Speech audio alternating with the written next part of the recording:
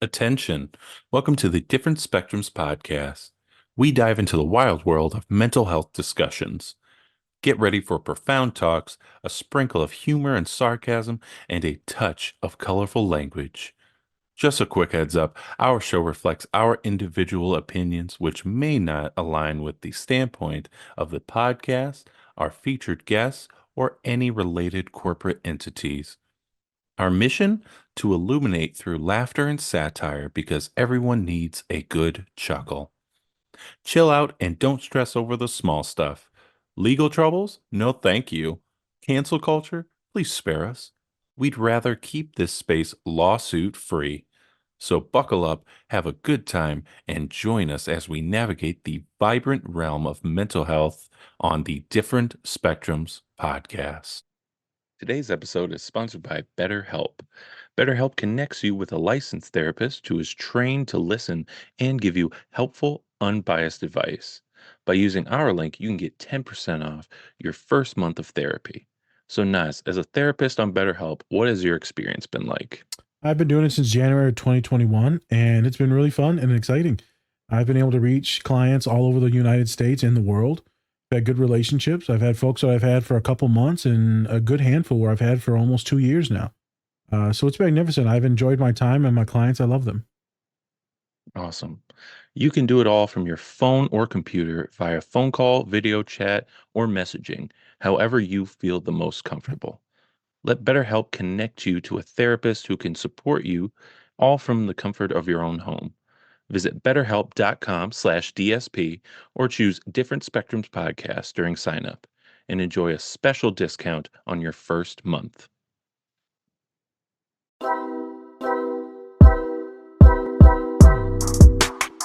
Hey everybody, we back again. Hey, we're back. It's 9 o'clock at night, and we're back, and we're all a little spicy. We? Yeah. We. Anyways, I'm Spencer, and of course we have our licensed clinical therapist, Naz. Hey, Dr. Nas. Hey, no. Remember, don't take us too seriously. Or do. It's completely up to you. There we go. Also, don't forget to run up those likes for us. We'd really appreciate it. All right. So before we get into our topics for today, we have a special guest for the show. He is a clinical psychologist and professional speaker who specializes in working with gifted and other neurodivergent people. He is also the co-founder and lead psychologist for the Neurodiversity Collective. Welcome to the show, Dr. Matthew Zakreski. Welcome.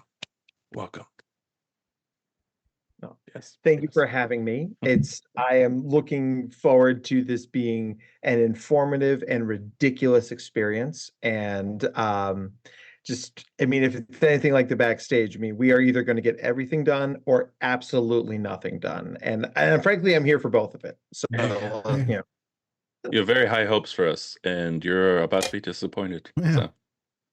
That's pretty much my job Monday through Friday. It's like, hey, how'd you do? And repeat. Jesus. Painting a great light for psychologists. Yeah. I thought he was talking about his clients where they just come in with depressing shit all the time. It's both. There's that too. There's that too. Oh, yeah, there great. you go. You still can't read good? Oh, okay. What the fuck? I couldn't think of nothing. I'm sorry. Continue the show. All right. So today we are doing, of course, New Girl. All right. We're going to be taking a few different scenes from different episodes. But some of the main topics that we're doing is going to be OCD and the difference between OCD and OCPD.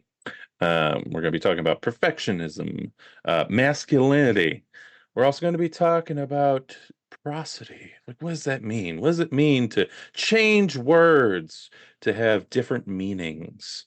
And then also, can't take a compliment. We have a very, very fast scene about not taking a compliment, which we are probably all accustomed to that. So, with that, Naz, anything before we get into the show?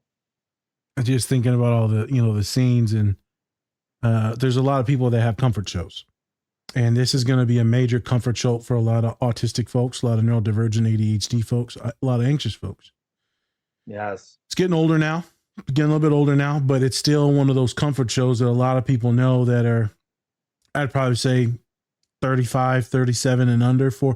I would say 35 and under. Folks might be older than that, but it's usually even the younger kids in college still know the show. So it's exciting to always talk about this. We talked about it a long time ago, horrible audio, right? And so we were more than happy to do it again because that was like 3 years ago. I've been on record saying that everyone on the cast is one version of autistic. But I've been on record. I think that they all are neurodivergent, and I think that all of them are autistic as shit. Same thing when it goes for Brooklyn Nine-Nine. I believe that many of them have autistic-like traits and then probably are as well. Oh my. It looks like Matt's having trouble with his audio. We're going to check in on that in a second.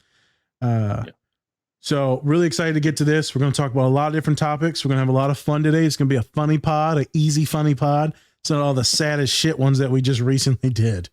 Like we're not going to cry. What are you talking about? Yeah, well, I'm still traumatized from the Logan one that we did. So I was traumatized for the Persian version. Yeah, that was tough. Sorry for everyone that has to watch that one. Magnificent podcast, magnificent guest. Very, very, very, very hard stuff to deal with there. So I'm excited to finally have some fun. So don't judge us too hard. If there's some out of pocket shit on here, like the one person on when we talked about Pee Wee Herman. It's fucking Pee Wee Herman. We're gonna have fun with Pee Wee Herman. What are we supposed to do? It was a serious conversation with a grown man. What's like a child? Really? Yeah. So let's get into it. Let's have some fun. Whoop whoop. Whoop whoop. Whoop. You said it once. Whoop. Give us two whoops. Gotta do two pumps.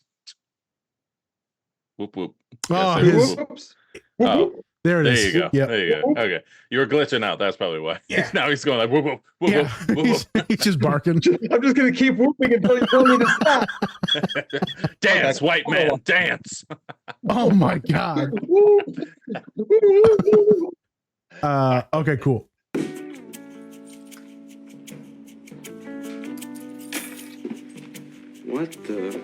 What is happening? I can't take this right now. What do we live in, a pawn shop? Hey, Schmidt. Hey, Jess, where'd all this come from? I found the Afghan underneath a dumpster outside an animal shelter, and I found the lamp underneath the Afghan. I'm gonna assume that these are your spices jammed in here with my spices? Yep. I would really appreciate it if your non-Tahitian vanilla was not touching my Tahitian vanilla. Oh, Schmidt, they're more than touching. What's it like living in the most populous island, French Polynesia? I could tell you, I could show you. Not in front of the cloves. Where's my Burr coffee grinder? Oh, I think it's in the hutch. You put it in the hutch? This thing was on the street. It's a coffee grinder, Schmidt. I think it'll be A okay. top-of-the-line conical Burr coffee grinder. You know what that means? It means it doesn't smash up the beans like some pedestrian blade grinder. It actually grinds them for a deeper, richer, more satisfying flavor profile. Oh, well, I've used it repeatedly to make homemade crayons. Does that show up in your flavor profile, Schmidt? Yeah, that's fine. If you're looking for your oven mitts, they're in the top drawer of the hutch. Okay, fair enough. Hutch is gone. No. No. No. Hutch. No, stop. Buy my Don't hutch! move the hutch. This thing makes me emotionally nauseous! This is my hutch. Don't move it. All right, you're right. I'm so sorry. You're right. It's a beautiful piece. It looks great there. My apologies. Thank you.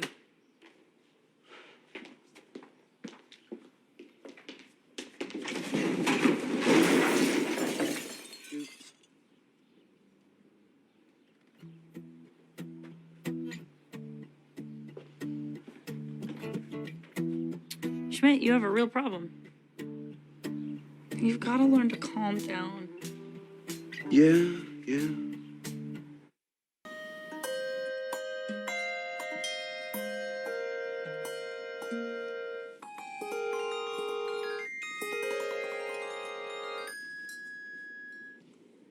Wow.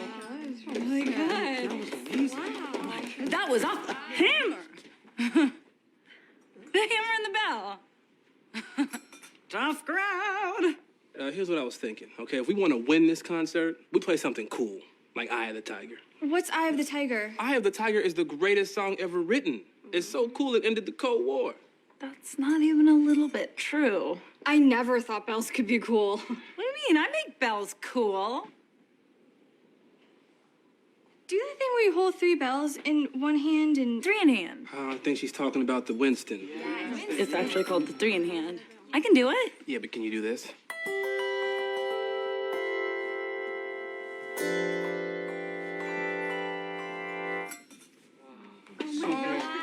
That was really pretty. But Miss Day has a few tricks up her sleeves as well. Let's see what you got. Yeah, let's see Miss Day. See what you got, Miss Day. Come on.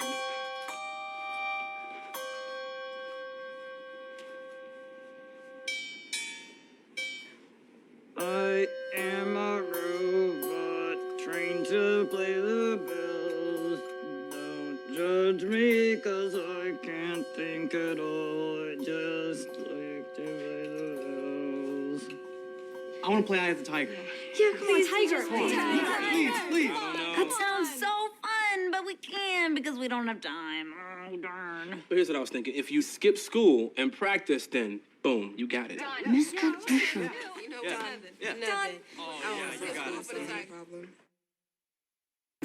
Focus. Are you focused? Okay, what's the song about? Hector. Hanging tough. Staying hungry. A man and his will to survive. Are you brown-nosing me? Yes, I am. You're so cool. Where are your eyes? On the On the tiger. tiger. 1, 2, 3, 4.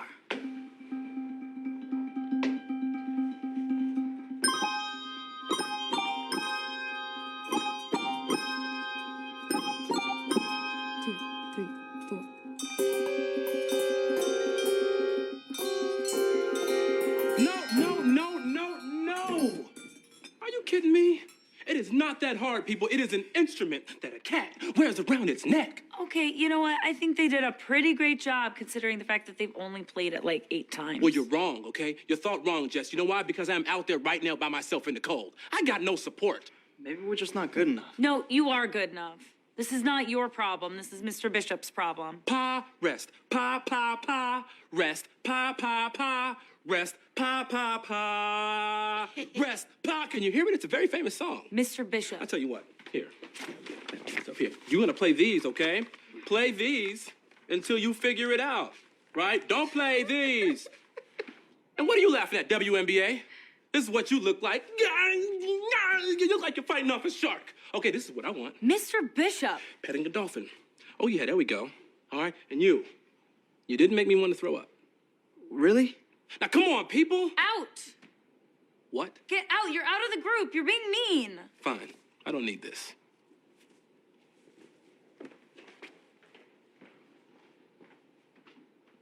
I warned y'all about these bells. Told you, told you, told you. I'm gonna make you guys a picture of my famous virgin sangria. Isn't that just juice? This has to stop! It's not my war! Hey. Schmidt, I got you something, man.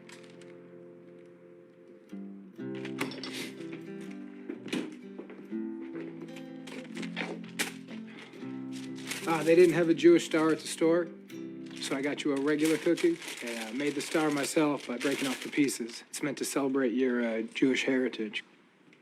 What is this? It's a Jewish star, I just said that. Hey, Schmidt, just... This is so terrible.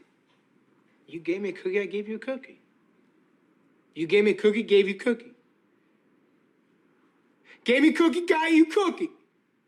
You gave me a cookie, I got you a cookie, man. Gave me a cookie, got you a cookie. We're even. We're even, Schmidt. I mean, what do you want from me? What do you want, Schmidt?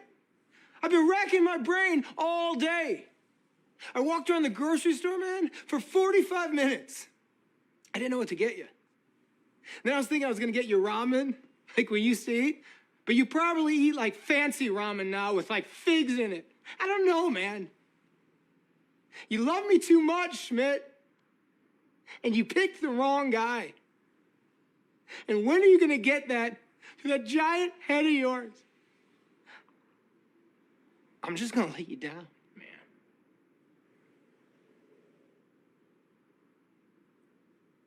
Are you crying? I'm not crying, man. Yeah. You are crying. Oh my God. I'm not crying, guys. Just drop it. Hey. I just felt like I did something Yes, nice. you are, and that's okay. Don't say that, man, because that, you know what I mean? Just like, let it rain, man. I gotta eat the cookies, man. It's the best I can do, man. What about the turtle? You're the only turtle I want. You're the turtle, man. I knew I was the turtle. Yeah, man, you're the turtle. You was the turtle. You guys are the best, man. I love you guys. Sorry, man. I'm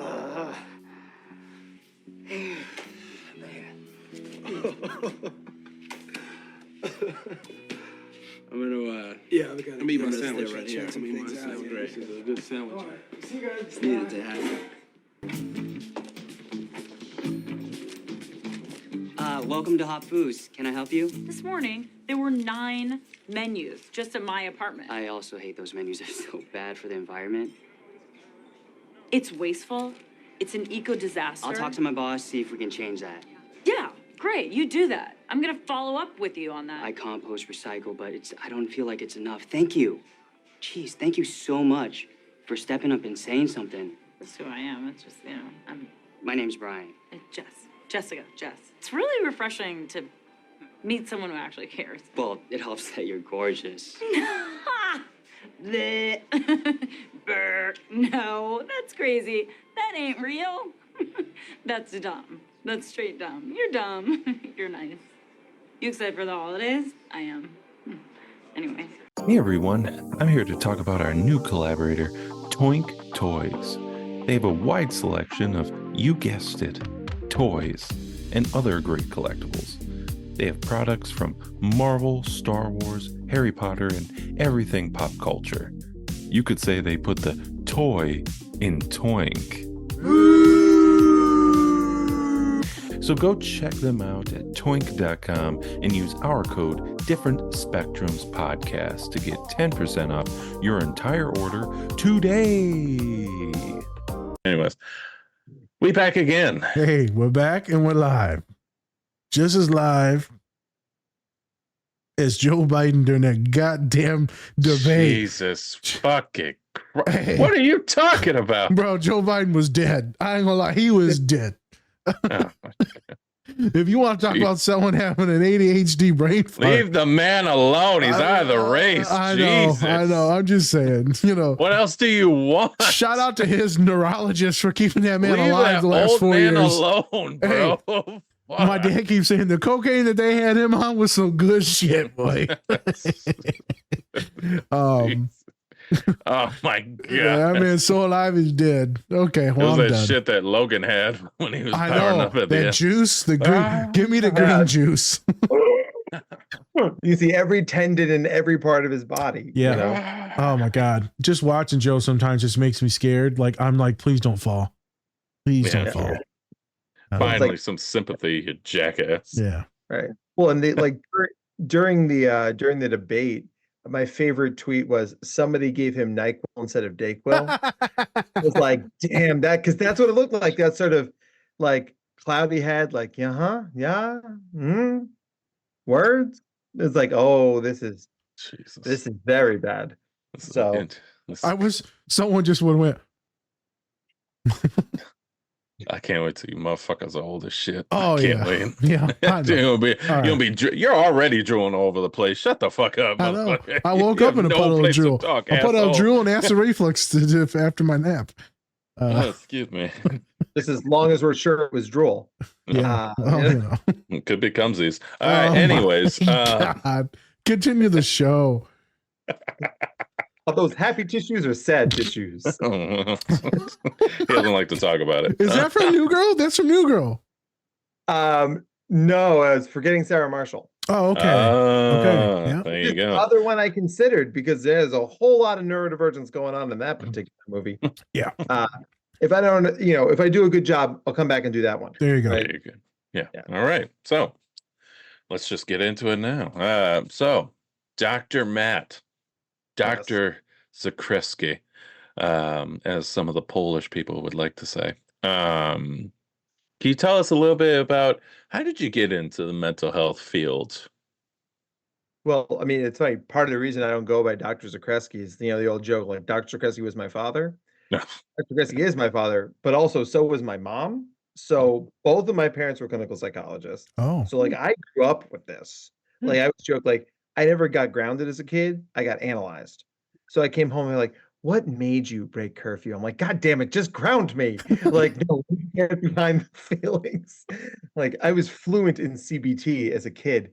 But it's just like you see how many people are out there who don't know shit about this and they're struggling, and it'd be like throwing somebody in a pool and never teaching them what swimming is and wondering why they can't keep their head above water, right? It's just like, so I said, you know what, like if I ever get to do this work, I want to work with kids like me, because as great as being gifted it has been for me in many ways, it has also kicked the ever-loving shit out of me. So, like I'm not one of those kids who like sailed through life and went to Harvard and now is a doctor and all that shit. It's like struggle, fail, fall down, bullied, performance cliff, all that crap. But like I came out the other side, and now I get to say authentically to kids in session, like, yo, you can do this, and it's gonna suck and you're gonna get some scars from it, but you'll be all right in the end, because you're gonna find your people and you're gonna find a way to make the shit work for you. And like I think no matter what you do for a living, if you show up as authentic with neurodivergent people, you're always going to be in. They may not like it, but being real, I mean, that's everything, right? So, and Yeah. we are allergic to bullshit, and that's a good thing. I like it. I like it. So you've also used this term gifted a few times with us. Like, what made you want to use that term instead of just saying like neurodivergent, things like that? What made you want to just say gifted instead? Well, because I desperately want your praise, of course. Well, If you give me an A you plus, don't have it. yeah, gold stars. Give me the gold stars. Part of what the lane I think I try to really choose here is I'm always banging the drum for giftedness as a type of neurodivergence, right? I mean, Yep. I got to be in the New York Times about this. I got to be on NPR about this. Like, two of the three white guy trifectas when it comes to media. All I need is CNN, right? I mean, then it's the big three, guys. I'm fucking You got it. right? You'll be there. You're on right, the pinnacle of whiteness. right, Yeah. yeah. Then it's Oprah's book club. Hey, well, I don't know if we can make it on the liberal side, so we're going Fox News and Tucker Carlson on this motherfucker. We're wearing bow ties. You know what I'm saying? OAN. Yeah, I'm gonna switch sides. I'm good at switching sides now. I bet you are. Continue. You would headline their convention immediately. We have one, and they're like, He used to say that for other reasons. right? But I mean, it's like we can look at the brain scans, and it literally is a different brain. Yep. And I mean, there are way too many people out there who use neurodivergent as a synonym for autism. Yep. Which I'm trying to fight back on. But like Yep. ADHD, dyslexia, dysgraphia, dyscalculia, OCD, those things all matter. And giftedness often gets the short shift there, right? Because it's like, well, you're smart. How hard could your life be? But it's like it's not just smart, it's your brain works differently. And there's a lot of people out there who may not be doing well in school, but have this neurotype, right? So if they can understand that it's not just me, it's how my brain works, then we're giving them a fighting chance to be successful. Okay. Yeah. So you even have your own practice, and it's called Neurodiversity Collective. How did you get in the realm of neurodiversity? Did it start with yourself? Did you have other people in your life that you're like, hey, they're neurodivergent, and then you said, oh, maybe I am too? How did it kind of start for you? Oh man, so I grew up in a small town where there wasn't really any arts, right? So I played sports because I was a white kid from the suburbs in the 90s. I played hockey in the winter, basketball, baseball in the spring. soccer in the fall, right? Rinse, wash, repeat. And then in high school, one of the kids I made friends with playing soccer, he was like, "Yo, I'm going to do the musical. You should do the musical." And I was like, "What is that? What is the word you used there with the words and the things?"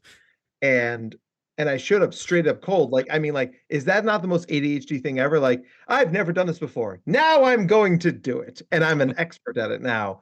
Um, and I realized very quickly, like, these are my freaking people, because I had never gotten along with the kids I played sports with. Looking back on it, because they were all neurotypical as fuck, Yeah. right? Like, "Hey, man, you want to talk about professional wrestling?" I'm like, "I don't really." "Great. I like Dwayne The Rock Johnson." I'm like, I never agreed to this conversation. I never agreed to this conversation. Like, I read comic books like they were porn, right? Like they were like on Jesus. down low. Like, I actually probably in the 90s, I would have been much more open about the porn. Like, but that was before comics were cool, right? And like, I actually grew up near Kevin Smith's comic book shop, and I used to hang out there all the time as a kid. Awesome. Comic book shop. And like, but it was comic book shop, right? I'm sure it was comic books. It's not a dark alley. We don't like to talk about it, Jim. What's this on the page? Yeah. It's sticky. It's like some sort of natural adhesive. It's environmentally safe. Oh, Jesus. Is it organic? I mean, like, I don't know. We're trending towards the getting nothing done part. Okay. Go back to the comic book shop. Give it go. Yep. But it's like, immediately I was around all these kids who thought like me and vibed off things and made random connections like I did. And I came, and like, really, it was one of the most like meaningful conversations I had in my life. Because like, like, I wanted my dad to be proud of me, right? And my dad's a basketball guy. So he's like, "How do basketball tryouts go?" So I was like, "I joined the musical." And if he had stomped on that, right? I probably would have crawled back to basketball, and that would have been the end of it. He was like, "Cool. What does that mean?" I'm like, "I don't actually know."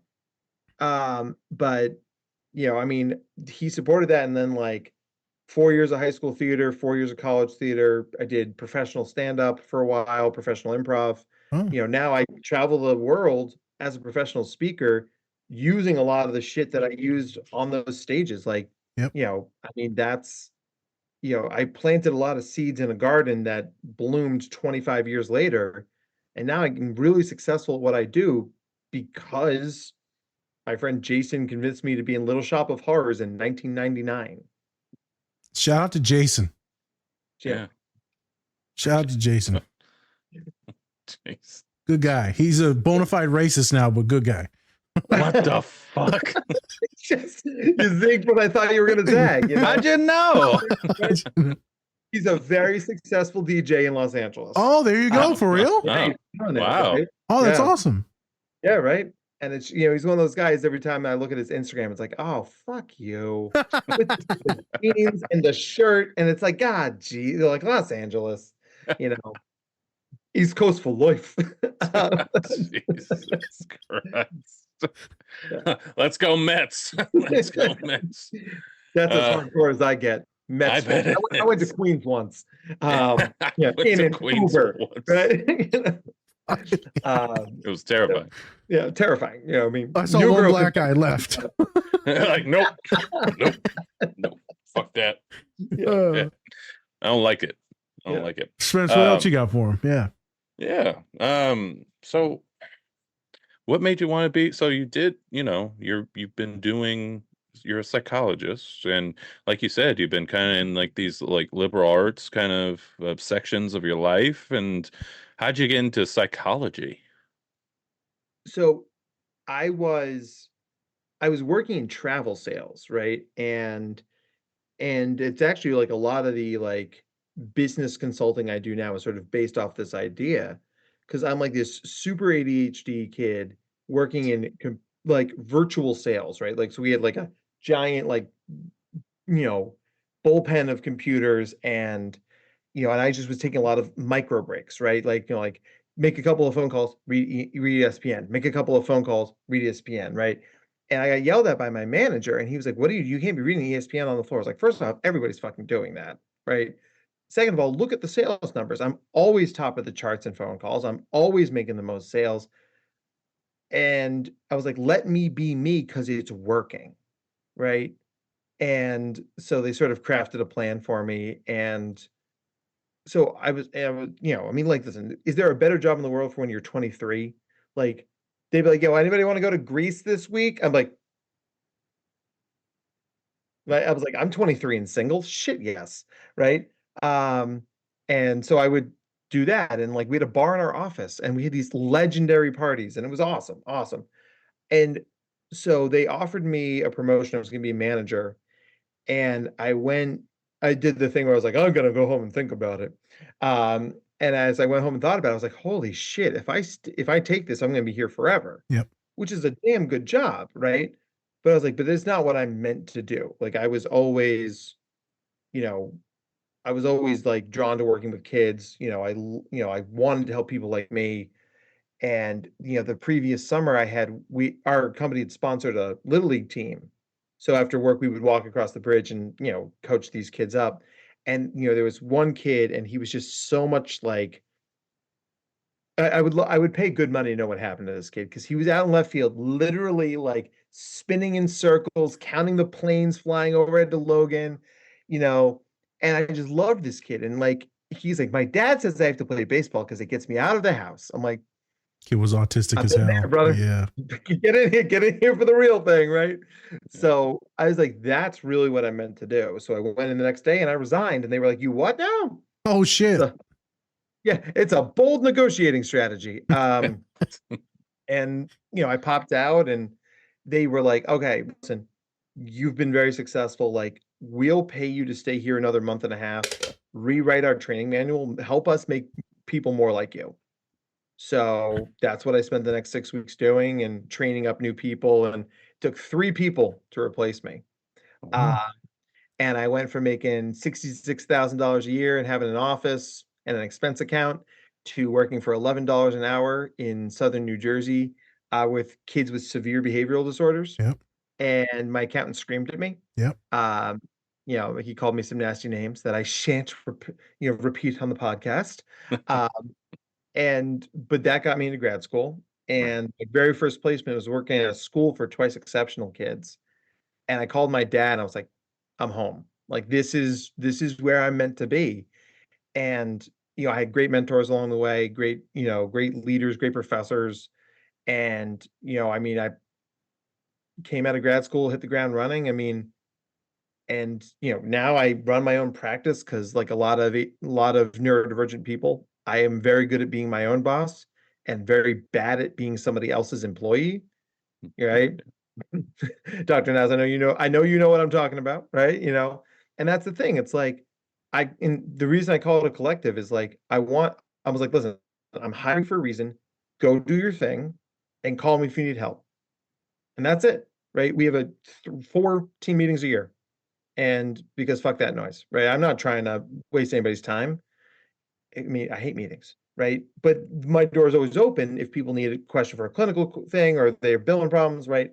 And it's turned into this really sort of groundswell movement of like, we're not only attracting lots of clients, but we're attracting people who want to work for us. Like neurodivergent therapists are out there being like, so I'm sorry, so you're saying I don't have to spend 4 hours a week in meetings and 3 hours a week doing paperwork? I'm like, no, that shit sucks. Like, ain't none of us went to school to do paperwork. God, that sucks. So like, let's just focus on the reasons we got into this work and help a bunch of people. Facts. It's pretty much that simple. Facts. I love that. Yeah. I'm gonna take a question here. So with you, what made you do another pivot though? So you're doing these speaking engagements and these different things. So how'd that come about? Because you got your practice, you're doing the therapy and clinical stuff, right? And then now it's pivoted. So what brought that up? Because you thought you'd have a bigger outreach. What's going on? So that was a part of it, but it happened so organically. Like I would work with a kid, and then I would go to IEP meetings at that kid's school. Mm-hmm. And they would say, like, we need to know what you know. Would you come in and talk to us? So I would come in and talk to them. And then they would tell the parents about it. And the parents would be like, can you come to like a PTA meeting? And then that turned into all the local PTAs meet at the library on Tuesday. Can you come talk to that meeting? And then after that, someone was like, you should apply for this state conference. And I went just like the theater thing. I didn't know existed. And once you get plugged into the conference circuit, you realize there's a lot of freaking conferences out there, right? And Yep. it sort of becomes the thing that feeds the beast. Like this fall, I'm doing the Alabama Gifted Association, the Tennessee Gifted Association, the Louisiana Gifted Association, the Indiana Gifted Association, and speaking at the national conference, which happens to be in Seattle this year. And all those things grew out from me just going out there and basically talking to anybody who wanted to learn about how these kids work. And, that built a brand, built a name, and gave a shit ton of content out there, but it really all started from this, like, hey, can you help us understand these kids? And like, I mean, they're flying me to Europe in March to do a whole workshop out there. They're like, yeah, we're gonna have you in this like theater that was built in like 1407. Is that chill? I'm like, yeah, no, that's like the YMCA in Rockford, Maryland. Yep. That's exactly what that is. And I'm gonna just pee. I'm peeing. I feel like I'm peeing, right? It's just like, but I mean, like a lot of good improvers, right? I always say yes and, right? You just never know what's gonna happen if you say yes. Right. And that's where the ADHD is very helpful because it's like ready, fire, aim. Right? It's like, yes. Oh shit. Am I free then? It doesn't matter. I'm going to Europe. And I'm done. Sorry. That was TMI. Interesting. So I'm gonna ask another question, then we'll probably do another little pivot. How the hell did you come across us? Because normally we reach out to. Did you reach out to us, or did we reach out to you? I feel like you reached out to us. I can't. It's been a long 3 months, brother. Oh no. I mean, listen. I absolutely reached out to you guys because I thought so. I was doing some podcast research because we're thinking about starting our own, and I was basically compiling some lists of like podcasts that don't suck, right? And what, like, in the giant Venn diagram of all these, you guys were in the center of all. It was you guys and the Neurodiversity podcast with Emily Kircher-Morris, who's a dear friend. Emily's awesome. Okay. And I was like, well, I know Emily really well. I do not know these guys really well. So I dug in and I was like, hold up. Loads of pop culture references, lots of cursing, and just random rabbit trailing on the neurodivergent universe. Like, sign me the fuck up, right? Like, because you do a lot of these that are very formal, and I'm here for a formal podcast, right? Right. I'm also here from this shit is real. It's real life. We are bouncing off each other, and like I did this one with they've rebranded the podcast. I don't remember the name of it now, but it's these two Australian guys. And it's Will and his co-host is Photon John. And Photon John is in a metal band. And it's just like that tracks. I think during the podcast, I don't think I talked for 20 minutes. These guys were just like I'm like, that's too much. Are spectacular. Oh, I'm yeah. just so happy. Well, that too. Yeah. But I think that's one of the things that we really wanted to make sure is that when we have a guest on is like have them have a space to actually speak and talk about themselves, because we can rattle on like ourselves, but like why even have somebody on then, So yeah. And Spencer does a good job at keeping me in check, but also like making some funny comments, right? Yeah. We mental help health each other is back and forth. Yeah. Pure mental health therapy, workshops, outreaches are the most boringest thing you'll ever see in your entire life. I mean, you're mind-numbingly, I want to die inside. And the way we do it is we're going to be authentic. We're going to make sure that the other person feels authentic. They can share all their identities with us, and we're going to share most of ours with them as well. So this has been labeled over and over and over from over 100 guests now. Some of them in the hundreds of thousands, 200,000s, like super fucking famous, Emmy nominated director and producer that we just pumped out today. And they say this is the most fun they've ever had in the podcast. Magnificent therapist, Dr. Drea is like, this is the most fun she's ever had in 10 years on a podcast. And I take that as a deep compliment because this is hard work. Why am I going to ask a guest to work? Like, you're doing this for fun, for free. Like, we're going to have fun, but we're going to also educate and teach some pedagogy. Yeah. And I do our best to, Spencer's amazing now with the interviews and questions, but then also I need to make sure that it's humorous. And so that's where I get my little sidebar comments and stuff like that, because you just have to. And so yesterday we had a magnificent guest on, Dr. Peck, and she said there's actually real good science about laughter. And with that laughter, you actually implants that memory, sears was the word that she used. The word I used. You used? Because I remember she said something. Used it, and she took it. She took it. Yeah. And all I could see, you guys were like talking about steaks and stuff. I was like, are we branding people? Yeah. Got to sear it into your brain. I was like, I don't feel like this branding is saying that shit. Like, yeah. It's going to have a hard sear. Yeah. So thank you for saying that. I thought you reached out to us. I just wanted to ask, because I know I reach out. I go on these little neurodivergent, like autistic like spurts where I will, well, not even just that, just talking. When I'm gathering guests, I'll send out maybe like 100 emails, and then that's it. Like I'm done probably for like 6 months. And I wasn't sure if you were in there, and you weren't. You found us. I'm not gonna lie, bro. It's hard. Someone else reached out to me too. I think you have like a publicist now that reaches out to people. I want to make sure I didn't get spammed. Yeah, no. Yeah, that was real. Part of my, good. Part of my whole like neurodivergent journey this year has been like, hey, Matt, maybe don't carry the weight of the world on your back like you're, freaking Atlas. Like hire a virtual assistant. And then I'm working with a company, Earfluence, who they're like, we're gonna book you on podcasts. We will be your podcast agent. Yep. Right. And of course, because I'm ADHD and I can't help myself sometimes, I'm like still reaching out to people, and I'm like, I'll do it myself. I just don't have to do as much of it. Okay. And I'm trying to find an agent to book the speaking gigs for me too, because it's just too much. It's too much, right? And I tell my clients all the time, success in life is about working smart, not working hard. Yep. Right. If you're an ADHD or if you're autistic, if you're dyslexic, I know you know how to work hard because you've had to work your ass off to get to this point. Correct. Right. What can we help you do to work smart? Because that's what you unlock, whatever that next level is.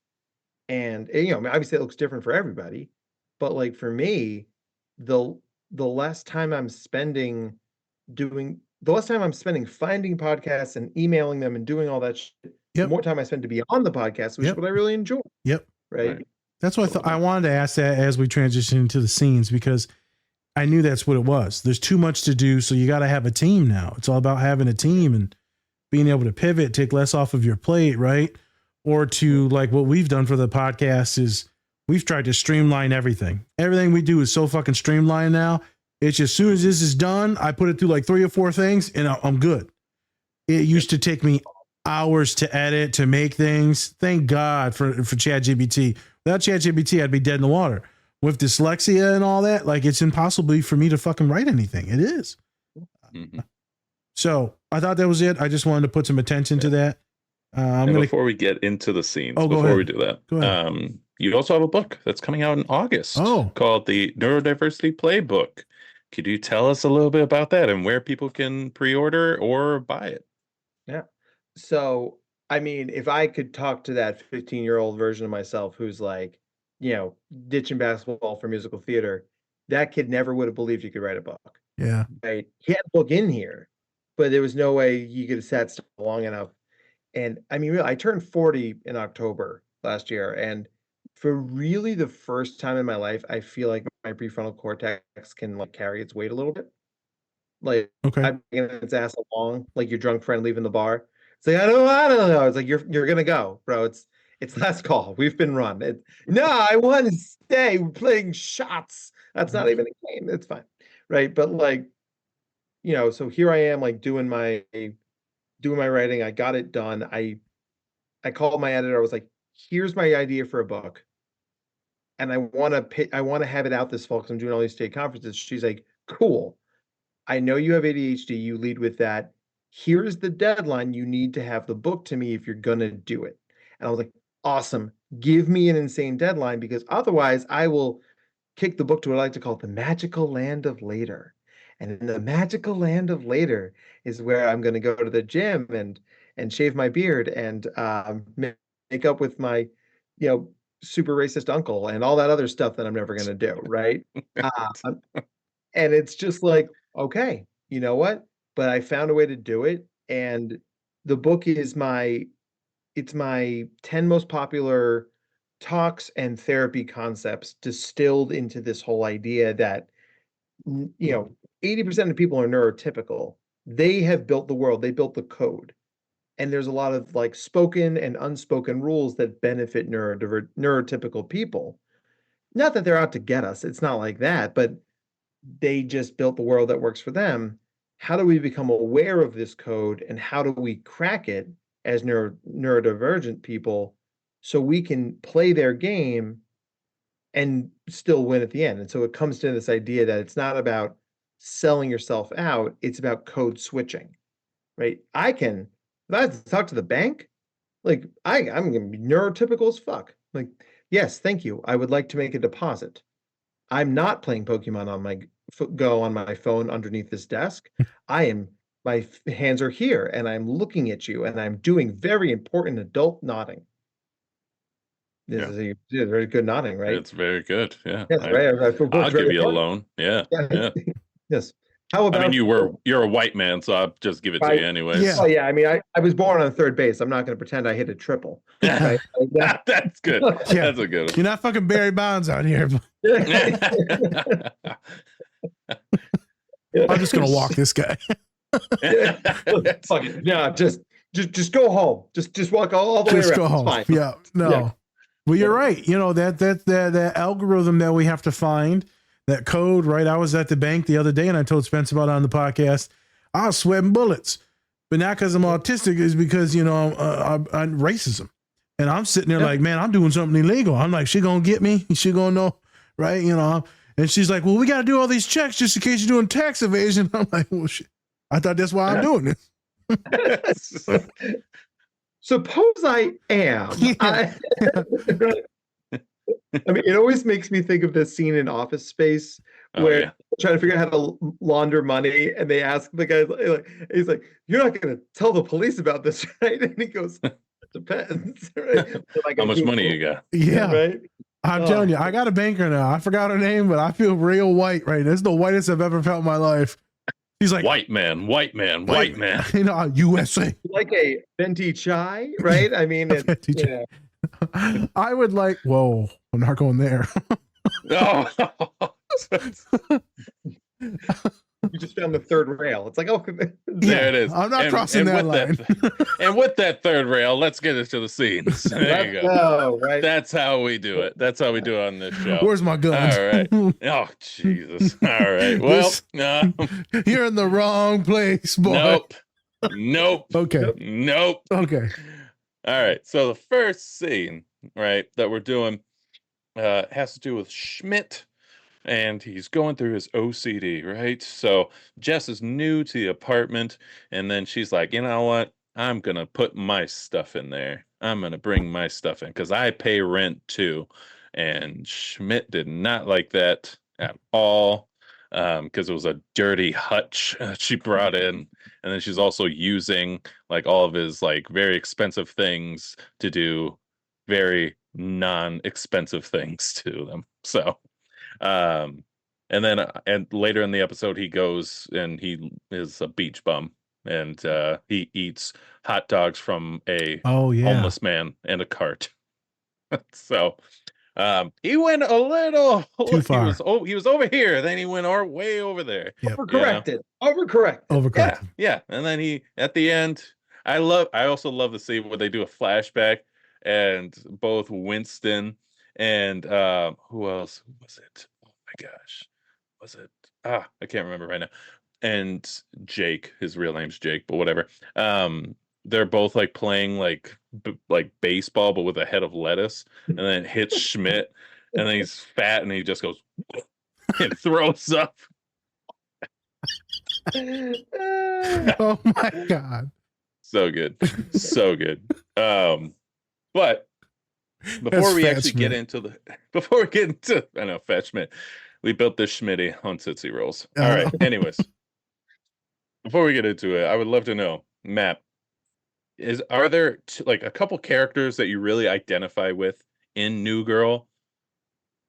Oh man, so I think for I have nothing in common with Cece. I am the whitest man on the planet, and I am not a model, and I'm not gorgeous, but I very much love you, Cece. But I mean, like the four parts of me are the four characters that we're talking about, right? Like, Mhm. you know, like the creative, somewhat depressive, like may drink too much Nick Miller, May? right? The right, what? Huh? Dr. Naz?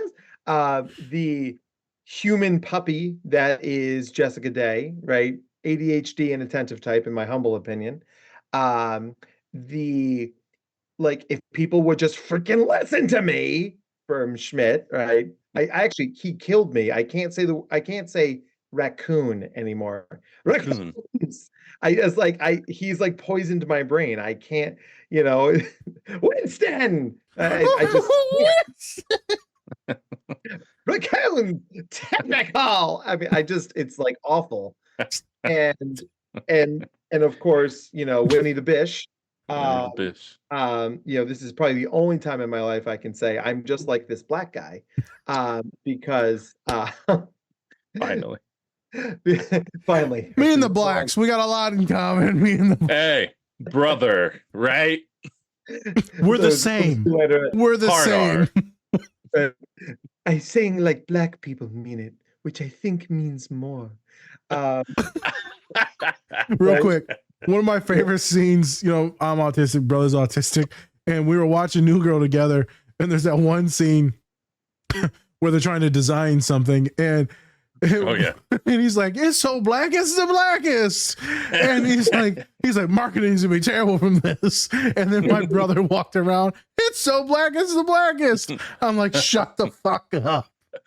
Like, say it again. Say Oh it my again. God. Sorry. Just whenever I think of that show, I think of those two idiots designing things, me and my brother, and then just getting like a obsessive like cycle of words, and then the echolalia just comes out. Oh yeah. Continue about Winston. Sorry. Well, and they establish Winston's background that he's always been great at everything. Yep. Right. And then he finishes college and he doesn't know where to go, and he ends up in the Latvian league. And it's like that's the gifted kid journey for a lot of people, because if everything comes super easy for you, you don't build that grit. You don't build that resilience that other kids build. Right. So then life becomes harder than you are smart, and you crash. There's actually a term for it in the field. It's called the performance cliff. And Winnie the Bish is a great example of what happens to you after you hit the performance cliff. And, he has all those terrible jobs. And like, personally, I don't know what writer decided, like, let's make him a cop. That was not maybe the best. Not the best timing either with that. Right? No. Hey, black people could be cops too. They don't all have to be racist white guys. Yeah, but like out of a comedy, you're just like, Right. I know. That probably wasn't a good decision. So many other options. But that's, I mean, neither here nor there. So like those Winston storylines where he's just like when he's just like, he looks at all their craziness, he's like, I'm gonna just do my own thing with my cat, Ferguson. Yeah. And it's like, autistic. Who among us of neurodivergence hasn't been like, fuck this noise, I'm gonna go play with my cat? Like, so, that's, or whatever it is you're doing over there. And nobody needs to know what that is, right? So many routes to go down. My God. We're gonna, because I don't want to, because, and then if we say that, then and then I just don't want to. So we wanted to one of the topics that we really wanted to cover was OCD versus OCPD. Yeah. So can you give us like a little bit of a rundown? What's the difference between OCD and OCPD? So OCD, obsessive compulsive disorder, right? And that's where you have intrusive thoughts, and those thoughts create anxiety. And the anxiety goes away when you do a behavior that manages that anxiety, right? So when people say shit like, I'm a little OCD, it's like, trust me, no, you're not. You have a preference for order, and I'm down with that. But like we're talking about people, I work with a kid who spends, 3 to 4 hours trying to pick a shirt that is the right shirt, Yep. and he cannot tell himself or me or anybody who loves him what the right shirt is. And he will be sobbing, Yep. knowing he's going to be late to school, knowing he's going to miss first period, second period, third period. He missed his prom. He could not find a shirt. And it's heartbreaking. So like, miss me with that. I like my keys to be in this one bowl. And if they're not, I go crazy because that stuff drives me nuts. OCPD, or obsessive compulsive personality disorder, is a type of person who sort of internalize that preference for order, but it's really marked by sort of this rigidity around thoughts and feelings and behavior. And it can look a lot like autism, right? It's got a lot of those Yep. similar behavioral Yep. characteristics. And OCD is a neurodivergence, right? The brain does work differently, so you could see the overlap there. So like, Schmidt doesn't have the rituals that are common with OCD, but he has that deep preference for order, that rigidity, and the explosiveness comes out when those things are violated in some way, right? You don't put the hutch there because he's going to freak out. And, I mean, I think that it's a testament to how talented of an actor Max Greenfield is, that he does this for laughs, but without making it a cartoon. Like, I think he humanizes Schmidt, like, because that character shouldn't work, No. but something about him makes it work. And I think it's how awesome he is. Judaism, son. He says it in the show, so I can say it. I can say it. Hater. I also have to agree with that, and I also think like he also had to shift the character a little bit during the seasons. Yeah, because the way the character was at first, he was like total douche. It was horrible. Total douchebag. It was bad. And Yeah. then all of a sudden you see this switch where he, like you said, becomes a lot more human, Goofy. and then goes a little bit more into the goofy, and then also a little bit more of like you said, like kind of the OCPD a little bit more too. And so that gives him a little bit more character and a little bit something else to grow with, instead of just being like a douchebag who's just like, oh yeah, like I buy everything, whatever. I'm in marketing, So his writing was good because his acting in The Neighborhood is good, but the show is corny as hell. But that's because the writers and the way CBS does comedies, it's just, they're weird. CBS formula, right? Yeah, it's just weird, and the lens that they use is just all weird. Where if this would have been Fox or ABC, it would have been magnificent, and it would look like a real live action show. So he got some help with the company that he was with too. I will give, he did magnificent, and thankfully this was a Fox NBC show, not a CBS show, because it just would have been horrible. The sitcoms there and the laugh tracks there, I mean, it's so cheesy sometimes. So this, well, go ahead. Yeah, you mentioned CBS, right? Like, you see Winston, you see all the characters grow, right? And that's unusual in comedies, right? Homer Simpson is always Homer Simpson. Peter Griffin is always Peter Griffin, right? And if you think about how Schmidt grew and evolved authentically in the show, right? Versus like Sheldon Cooper, who's like basically a human robot until, oh wait, I'm in love, and now this. And it's like, it never felt like he earned it. Yeah. Whereas like you watch the show and like, I mean, the character's introduced, he has a douchebag jar, right? That's his defining trait. But then when he proposes to Cece and he's like, I'm gonna marry you, you sit there and you're like, yes, I believe that. I believe that your heart opened like the goddamn Grinch, right? And grew 3 sizes that day, right? And that's just, it's like you say, it's a testament to his acting, but also a testament to the writing that you could see by that, right? Facts.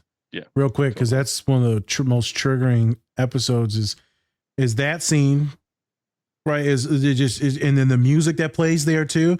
So anytime I hear that music, I gotta go to the next episode.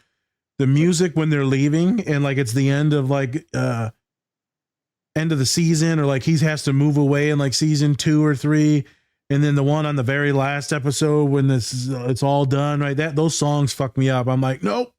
So I heard one of those songs the other day, and I'm like, change. Yeah. Yeah. Same with Scrubs. The ending to Scrubs. Yeah. So tough. Then they had like a little projector kind of screen and flashbacks, and then also seeing his future, him having kids and stuff. It was just such great television. It was. Also, it was NBC, but then they moved to ABC. Okay. So still though, but yeah, NBC they're fantastic at making shows. They can do some good shows. Same with man. ABC. ABC is great too. And Fox. 9. Yeah. So this OCD-PD, I'm glad you explained it.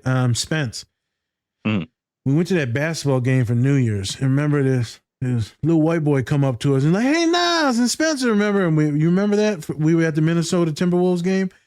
Yeah, I remember he said hello to you. He said hello to you, but he didn't say hello to you. Yeah. yeah. I was like, oh, okay. Well, fuck you then. All right, cool. We went to the same school together. It's all good. Yeah. All good. All good. So he didn't feel any way about it.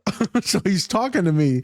And that young man had horrific clothing issues. When it came to getting dressed, he would spend hours and hours and hours, and everyone would tease him. Wasn't a client, just a young man that was magnificent, soft-spoken, very anxious, very particular, great RA, great protector of other students, resident assistant, if for those of you who haven't been in the college system.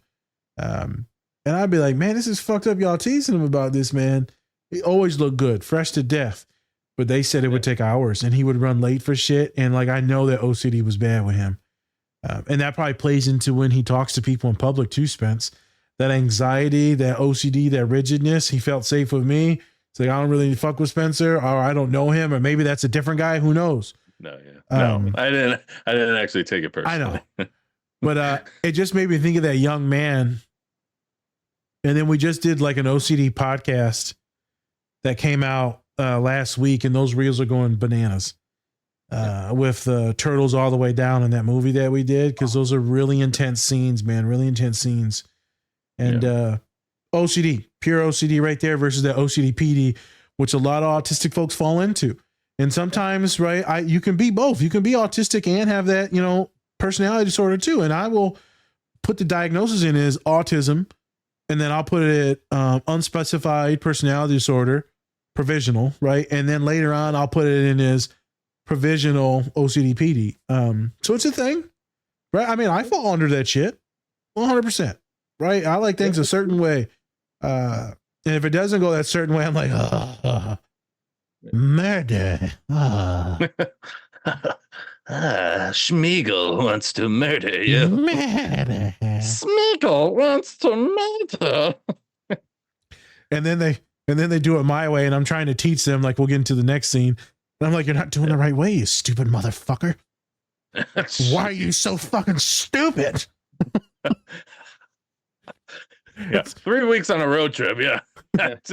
Sometimes you can feel it. You can feel like you're not doing it right. Oh, fuck. There's a rage emanating. It's like a boom, boom, boom. Yeah, it's more just like he's breathing harder than he usually does. And I'm like, I do breathe hard. I get it. I'm fat as hell. I know, but then it's angry hard. Well, that's what we call an anger boner. That's what. That's what they call it on The Boys. He gets that murder boner. Sure, bro. Sure. You just keep on saying, "Oh, your sexy shit, sexual stuff." Hey, he talked about peeing on someone earlier. He peed himself, you asshole. Oh, I just imagined someone under.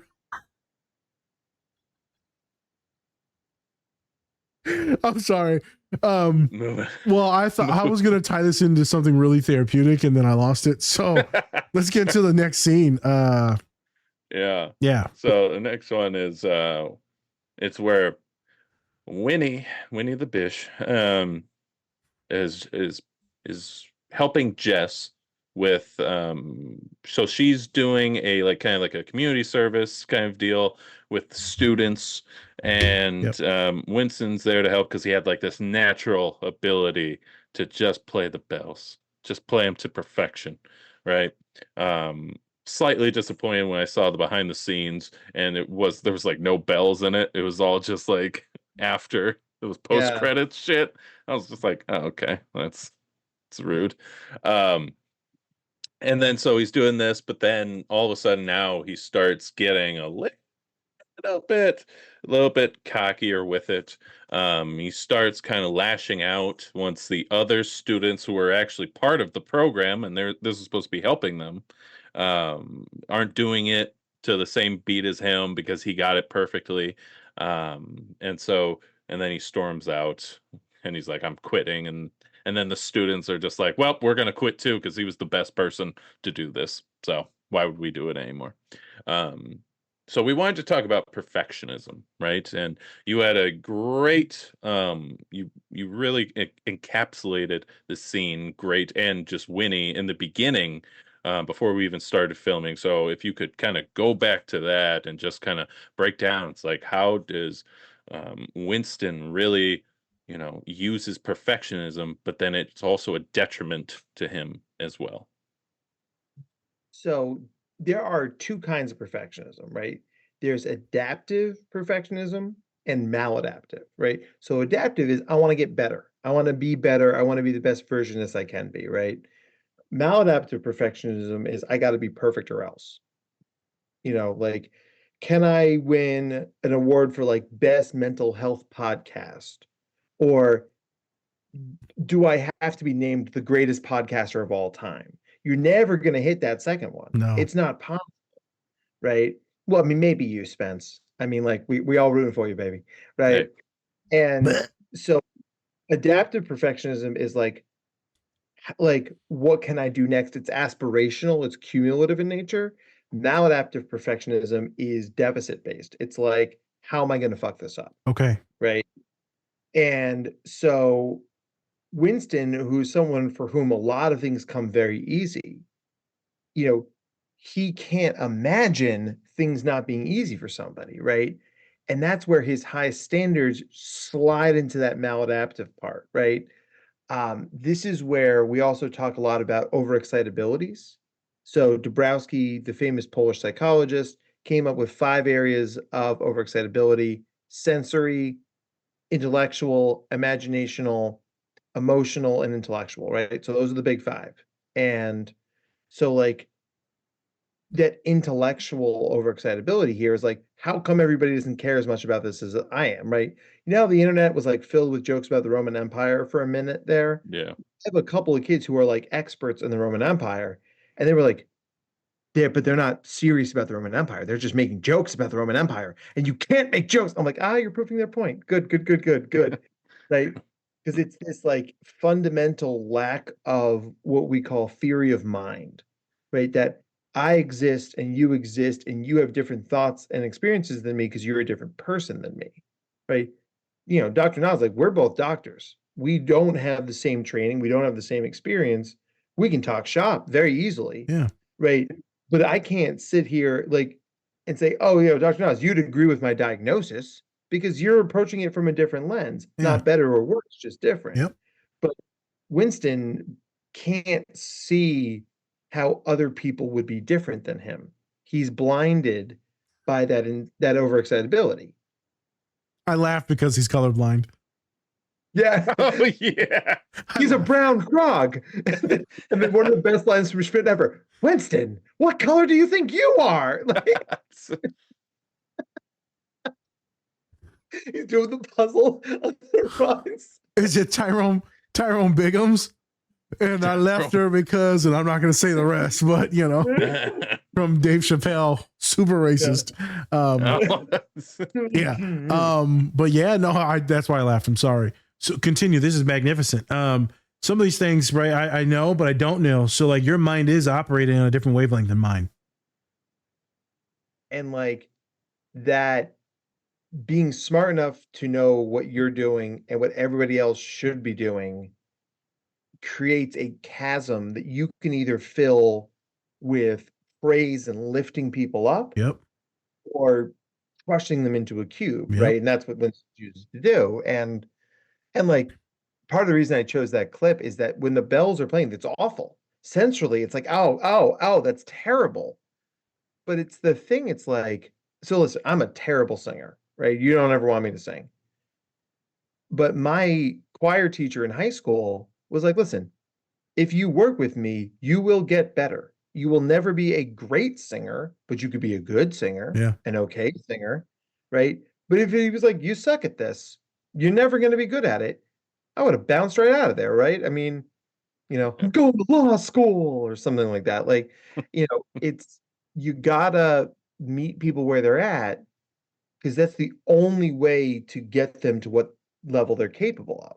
Yeah. Right. So much of the feedback we give people, especially neurodivergent people, is you're doing it wrong. You suck. You're bad. You'll You're never bad. be good at this. Yep. Yep. We shame and we shame and we shame. And we don't have the time or energy or patience or the give a fucks to try to find a new way to teach, to educate. When I'm working with clients, very patient, very patient. When I'm in the outside world and working with family, Spencer, I'm like, you need to do this. And like, I'll circle back real kindly. Like, I'm going to put Dr. Matt on blast right now. I was DMing him over since he booked, like, hey man, you need to send us the clips. You need to send us the clips. And then I sent him a thing the other day, said, so I was actually mad then. I was like, send me the fucking clips. And Spencer's like, it's fine, bro. And he's like, he's probably neurodivergent too. And I'm like, we on a whole different level of professionalism here now. It's because I'm black. I know why you didn't send it. I know why you didn't send it, you motherfucker. Yeah, right. When does that happen?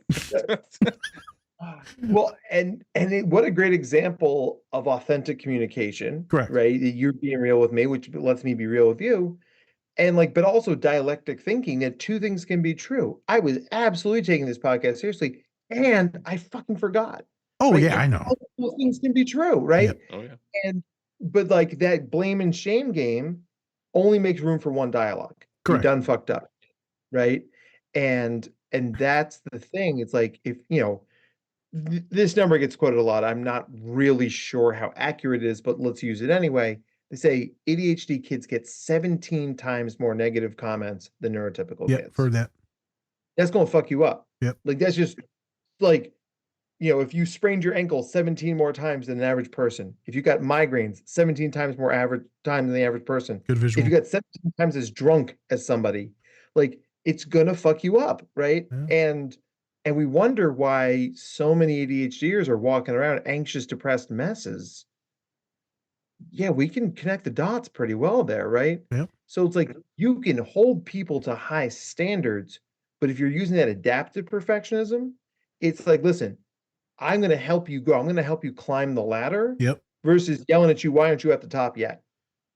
Right? I think I had this a lot growing up. This is why we're going to get into this in a second, but why I'm horrible with like compliments or people like being loving or kind is because I was so used to being horrific, terrible, shame-based, being kicked out of elementary, not just suspended over and over and over, and then being in special ed and then being expelled and then going to like autism fucking school for behavior modification and then going to another school and getting suspended.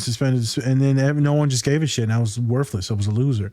I was a fucking idiot. I was quote unquote retarded, right? The kid can't read, but God bless him. He's in like 7th grade fucking math in like 3rd grade, even though he's beating people up with backpacks. Like the kid can fucking do math and the kid can do science. He just can't read. And I was so bored. I was so gifted. I was bored. In that boredom, I would fuck with people. I do the same thing now. I fuck with people because I like to stir the pot because I'm ADHD and I'm bored. But you come to college and now people are patient with you. And you're like, why? Well, there's something about you. You have skills and talent. You're going to be somebody. And I'm like, bleh. And if I don't go bleh, then I cry. Yeah. Because it's emotionally overwhelming. And then I'm like, this is too much. I can't take this. I'm a piece of shit. You just don't know. Yeah. And then the fact that I'm different is magnificent, but also it feels horrific and like a sin. Because I shouldn't be this gifted, but also this idiotic. So it's very complex being like Winston, being like Schmidt. There's just so many different levels to try to learn and get affirmations and from folks, but then also to teach folks. I think when you've been on one side as a neurodivergent individual, you do, most of us, I'm not speaking for all of us, you do get a lot more patience for teaching other neurodivergent individuals. Because now you're like, I'm going to protect this kid. And I'm not going to be the one to fuck this kid up even more. Right. Not going to be me. The world sucks. Not going to be me. Not going to be me. Not today. You're not getting shit on by me today. Not today, Satan. But I mean, we could talk about everything you just said. And thank you for sharing all that like authenticity, right? Yeah. Like you were just so real. And like, this is why it's a great podcast, right? This is why I reached out, because like, yeah, you all fuck around, but like you can flip that switch and Instantly. get super deep, right? And I mean, like we've known each other for like an hour and a half, right? And like we're just being like three dudes just being super real with each other. Like that thing is like, if I don't laugh, I'm gonna cry. I don't think neurotypicals realize how often neurodivergent people are ready to cry. Like it is never far from our brains, right? Because it's either going to be good or it's going to be bad, or it's going to be too emotional, or it's going to be too loud. And I just can't. And like, I cannot tell you how, like, I heard someone say like, oh, the sign of wanting to cry a lot is a sign of depression. I'm like, you're missing the point. No. Like it's a question of emotionality. Yep. Like those feelings have to go somewhere, right? And that's where it's like, are we putting people in situations to express those feelings safely and pro-socially, right? And a lot of times we're not, especially for adult men. Yep. Right? You know, boys get shit, right? Yep. But adult men have it worse, I think. For real. I mean, let's be real. There ain't many men mental health podcasts. There ain't many men guests, right? So that's why, like, I'm thankful that you're here, and I wanted to make sure that you got here because there ain't a lot of dudes in this. And so it's hard. It's slim pickings out there. And so it's magnificent that we got this moment. I'm going to say this and then we can go to the next scene. My supervisor asked me today, we were just talking. I said, I got this. Here's the things on my agenda. And it's a bi-weekly check-in. And she said, how you doing? I just lost my shit and started crying, like sobbing. Right. And I was like, I'm like, and after I was like, stop crying. I'm like, I'm actually doing very well. Like life is extremely good. Just last week was kind of sus. She's like, are you taking care of yourself? And like, do you need like a therapist or support? I'm like, I'm good. My boys are good. I'm checking it. I processed the shit on the podcast the other day with my boy. Like, I'm good. I'm just doing my yoga, my workout. Like, I'm doing really, we just had a 3-week camping trip and shit. Like, but I just, you asked me at a really rough time and, some shit came up and then she got me at the wrong time and I just fucking lost my shit. And she started crying. I was like, Jesus Christ, I just broke a black woman. There we go. If you can bike a black woman, you fucked us. You did it, man. Yeah, like, that's the boss level right there. Boss level. When I saw You'll not make me cry. that one tear, I was like, oh no, I did it. Is this racism? Oh my God. Just like, oh no, you did the glory. You did the glory. You did Denzel and glory. Just, yeah. It was, so you're right, man. Men don't have it. She's like, I'm here for you. I'm like, yo, thank you. And I swear to God, I'm fine. And maybe I had to process that for a minute. Am I actually fine? Right. Am I repressing a lot of shit as a man or not? And I'm like, so I thought about some shit like that, right? It fucked me up for a while, but yeah, you're right, man. We don't have a lot of spaces. And I cry in front of Spencer all the time, right? Me and him both got very emotional in the last couple podcasts. Yes. It's just tough. Go ahead. One of the reasons it took me so long to get my clips to you is I was trying to do the short film Float. Oh yeah. Right? I don't know if you saw we did our that joint, right? Yeah. We did that one. Yeah. And okay, I haven't seen that episode. I cannot watch that without sobbing. This shit is tough. And every time I watch it, I start sobbing. And every time, like, and I was just like, I just can't with this. But like, it felt so on brand for you guys. Like, let's be like super real about this, and like, let's really make this, especially it's about fathers and a kid, and like that. Just and it's men. Of it, like, yeah. So I was just like, I just can't, because I'm gonna just be choked up the whole podcast. Yeah. Like that John Mulaney bit when he's trying to talk through a burp. He's like, look, but that's my crying voice. It's like, you just theoretically the prefrontal cortex. Take a breath, Dr. Matt. Like, it's like when Dr. Matt wants to say the N-word.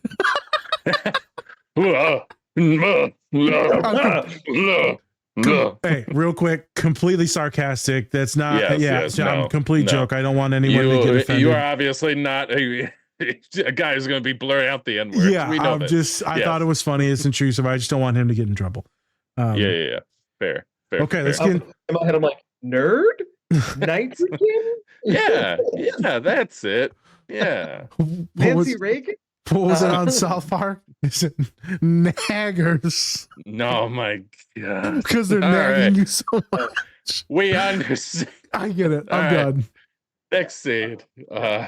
Give me cookie. Gave me cookie, got you cookie. Right? I give you a cookie. So jackass. Sorry.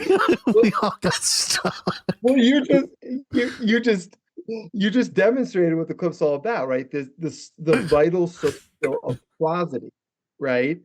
And because you were like, I'll get you a cookie, which like if we're gonna lean into like autism trope land for a second Go here. ahead. Like the autistic person doesn't get that. They're like, you okay? Like you if it's already stated you're going to get me a cookie. I don't know why you're doing the eyebrow thing. That's weird. Right. And like, you know, and it's like one of my clients, he's in college and he's he's not autistic, but he's certainly high enough in the IQ spectrum that there's a lot of similarities there. And this girl in his class was like, oh, why don't you come over and study? And his answer, God bless him, was, we don't have a test coming out. And I was like, bro, I will drive to your campus and I will throw a rock at you. I've been there. And haven't we all, right? Yeah. And then like 3 years later, you're like walking in the store and it hits you. You're like, mother. She was a pretty girl. Oh, fuck. What? I have regrets. And so it's like this dovetails nicely with all the stuff we're talking about. Like men have no spaces to talk about feelings. And as a result, a lot of us are really fucking bad at it. So like, Nick is trying to say to Schmidt he loves him, right? I got you cookie, right? But he can't. So he's just saying that phrase over and over, but every time he imbues it with slightly different emotional meaning. And because Schmidt's hurt, right? He's like trying really hard not to hear that, right? He's trying really hard to like not hear the apology in there. And that's why, Winston's in there be like, Schmidt, come on, man, don't be a jackass, right? Like, and it's the sort of thing, like, so much of being able to connect with anybody, but particularly a neurodivergent person, is about being able to speak their language, to code switch, like we were talking about before. Like, have y'all heard the expression pebbling? No. So it's like you sending him 15 reels, right? That's pebbling. Because when penguins like another penguin, they bring a pretty rock over to their nest. They bring a pebble, right? So, you pebbled him all day today. And like him bringing him a cookie is a pebble. It's a representation of more than it actually is. But you got to be willing to see it for more than it is. Yeah, I don't like how you're giving his autism. Like, you're bullshit, doing it. You're the way, all I see is pebbling is just being on Halo, and you're hitting the B button. Oh my god! Oh my god! You're teabagging me. We gotta take a break. We broke him. He's out. He almost passed out. He does this almost every pod. He almost passed out. Oh, that was a good one. Wow, I need to. Look at his eyes. Jesus, that was the blood pressure shot. I was like, well, hello, friends. Oh my god. Yeah, well, I almost got killed by. I know I was gonna get killed by a white man. But you're right, pebbling. So that's a thing. I didn't think that was a thing, but yeah, of course, we all have our different ways to show love. Mm-hmm. Like every so often, like my friend Brian will send me an article that made him think of me, and he's a science writer, right? And he's super fucking famous, and like it's like you're flipping through the TV, right? And like I flip through Comedy Central, and he's on the Daily Show being interviewed by Jon Stewart. Jesus, I was like, this motherfucker has played beer pong in my basement, but like, no, you go do you, kid. You go be on Jon Stewart, right? But and like, you're sitting here with us. Life is not going well if you're sitting here with us. This is the bottom. This is why I should have never tried meth. Okay. Yes. Some people get Williams Sonoma, some people get Kmart, and that's just how it gonna be. Like Life is just going life. I didn't make a meth reference. Hey, we talked about it in the last show. Hey, the blue stuff, that's the good stuff. I'm sorry. So why? So your friend sent you. What did he send you though? I'm curious. What did he send you? Articles about neurodivergence. Articles about how asking autistic people to design AI helps neurotypical designers see blind spots. Yep. Because they're skipping steps. Because if you're neurodivergent, you don't get to skip those steps, right? That you've got to make those rules spoken. So, it's this idea. I tell a story all the time. Like I lived with my grandmother for a little while, and my grandmother was very neurotypical and a very indirect communicator. And I was living with her, and she's like, "Oh, it's gonna rain later." I'm like, "Cool, Grandma." I'm reading my paper, right? And later, my mom texted me. She's like, "Grandma's upset." I'm like, "Why is she upset?" She's like, "Well, she was asking you to take in the laundry." I'm like, "Oh." But then you hear it, and you're like, "Shit." So those are the things that having autistic people help code AI is making sure that they're covering all those language gaps. Yep. That we're biased to, right? And I just think that's such a fascinating thing. Yep. And it's like, yeah, in its own way, that's saying I love you, right? In its own way, that's saying like you crossed my mind in a positive way, right? He's not doxing me. He's not sending me like a exploding box of glitter. I did get one of those once. What the fuck? Yeah, a very unhappy ex of my old roommate who was legitimately a sociopath. I lived with an honest to God sociopath, and she sent it to me because she knew I would open it. And Fuck. and I'm like covered in glitter, and I had kicked his ass out of the apartment, and because I was raised to be a very nice person, I wrote her a letter back. I was like, "Dear girl's name," I'm not going to put her on blast. Ryan I am going to put him on blast though. Yeah, of course. He no longer lives here. I kicked him out, and please, I think he moved to Chicago. If you're going to send another glitter bomb box, try and find him there. Sincerely, Matt. And I mailed it back to her, and I'm just like still vacuuming up the glitter, right? Yep. It's you know what they say about glitter? It's the herpes of art.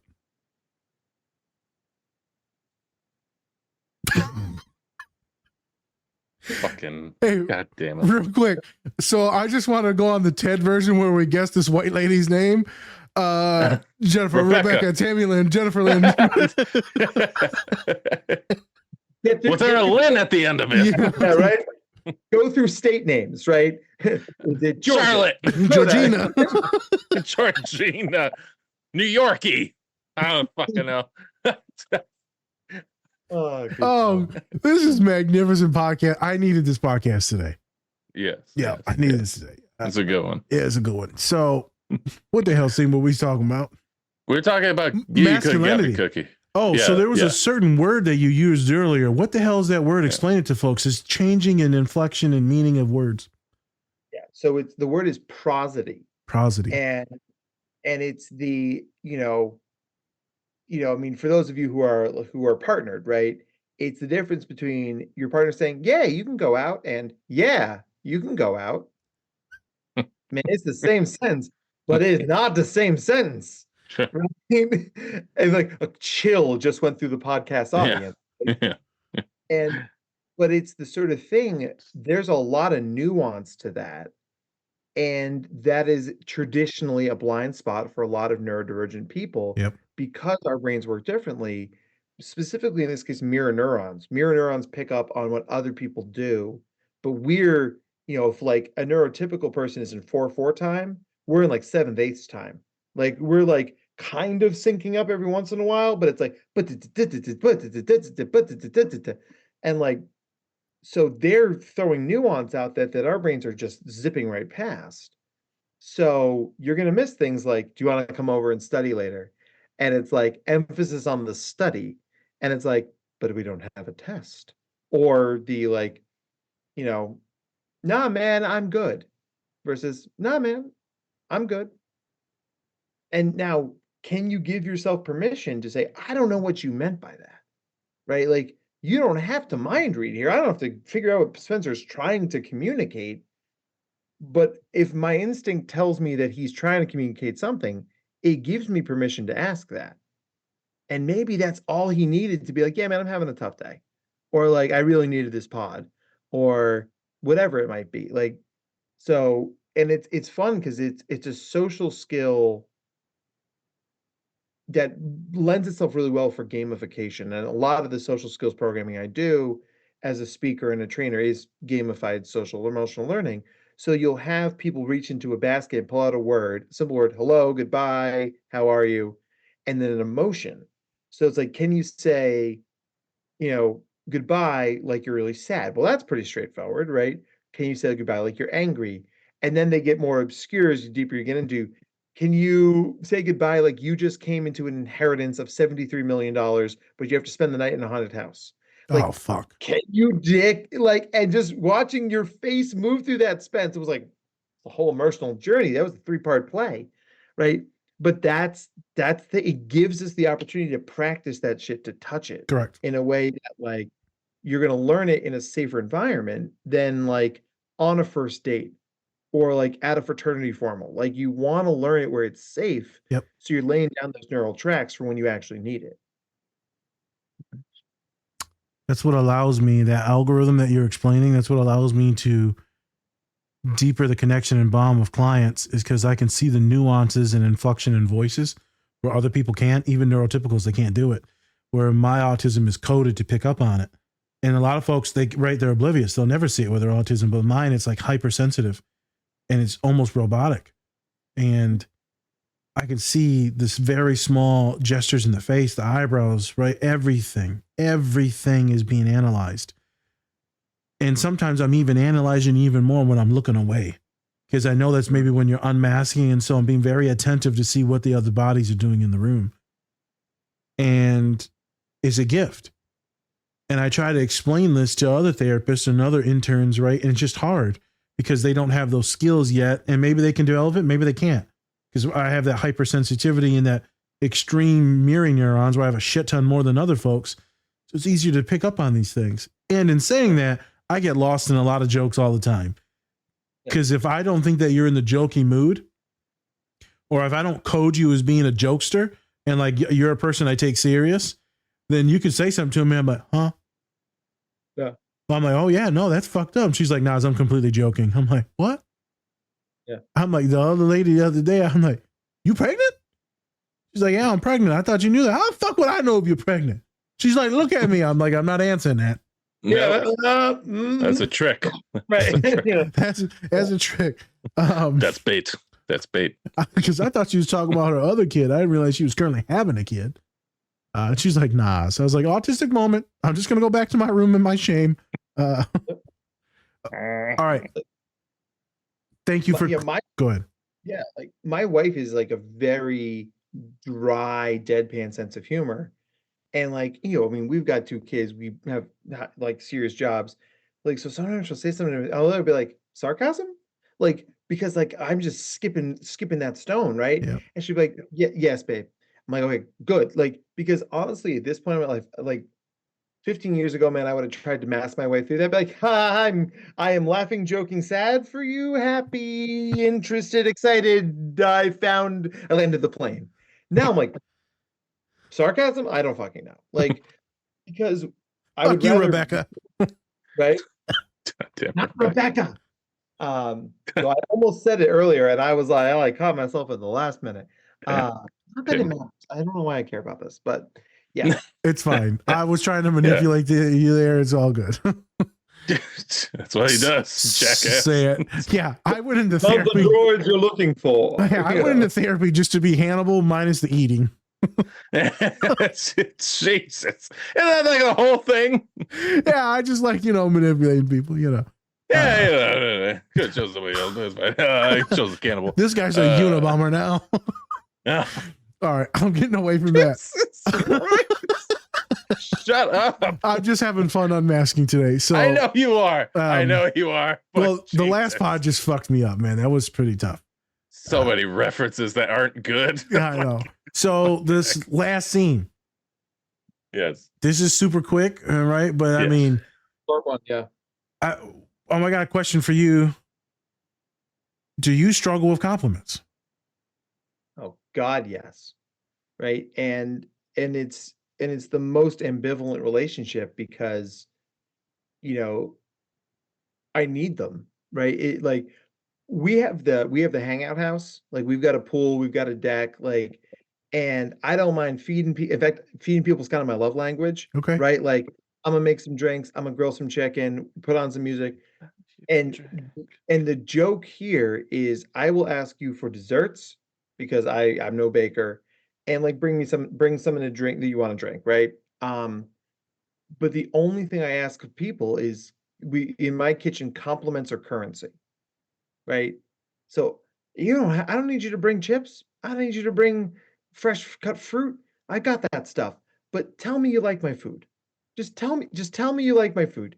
And the compliments are currency. That's what buys you a seat at the table at my house. And I'm terrible with compliments, bro. You would struggle You with really me as a are. friend. You're the worst. I will. I get him immaculate gifts. He is the worst, compensator of any type of thank you or Food. He says thank you. He's like, thanks, bro, thanks. But when you don't get the man, this is great. Oh wow, I'm really gonna cherish this. He's just like, thanks.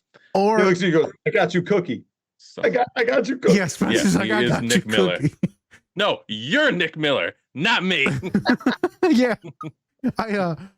Or he'll cook or other people will cook. And the way I show my affirmations, I'm around you. Yeah. I'm around you. I'm sitting right next to you while you're cooking or doing your thing. If I'm not talking, your food was fucking slapping. That shit was fire. That shit was crack. If I'm talking and mushing the food around, that's so man, if I ever go to your house and you just see me just fucking shoveling food in and getting seconds and thirds, that shit was fire. Yeah. My brother won't give you a compliment at all. He'd be like, it was okay. He actually told me he got sick from my food, which I know was a lie. He did. He fucking said that. He was like, I think I got sick from the shrimp. That's right. Because, he thought he got heartburn. Well, whatever. I was like, you son of a bitch. It was good.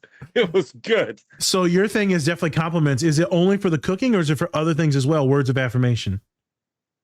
I mean, I am a very simple person. You tell me I did good and I will do my damnedest to believe it, because then the ball's in my court, right? Then I got to just work on believing it. Okay. Right. But it's, one of the things that I have gotten more comfortable with through a lot of self-exploration, a lot of therapy is being willing to ask for that stuff. Yep. Because what I did develop that coping strategy. I think a lot of neurodivergent people do. We're doing the self-effacing thing. So you're hoping someone disagrees with you, like, oh man, I suck. And at some level, you'll be like, yo, dude, you're really awesome. Yeah. And that's why you're making the joke so someone sees it and flips it. Yeah. But the human brain is lazy, right? So the brain takes the easy way out. It's like, oh man, Matt says he sucks. I guess he sucks. Adds that to 5, right? Adds that to 5.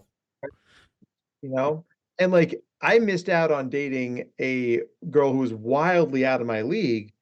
That I used to say shit like, oh man, you'd never date me. I'm not good enough. And she's like, you said it enough. I started to believe you. Yeah. And I was the confidence. Yeah, it's she's like, I want to go back to 16-year-old me and kick him in the nards, right? But that's the thing. If to accept the compliment, you have to fundamentally believe you are worthy of that compliment, right? And even though Jess is the person in the clip, I mean, Nick Miller is somebody who is just, his bucket of confidence is just got so many holes in it. Yeah, his right? dad fucked him up.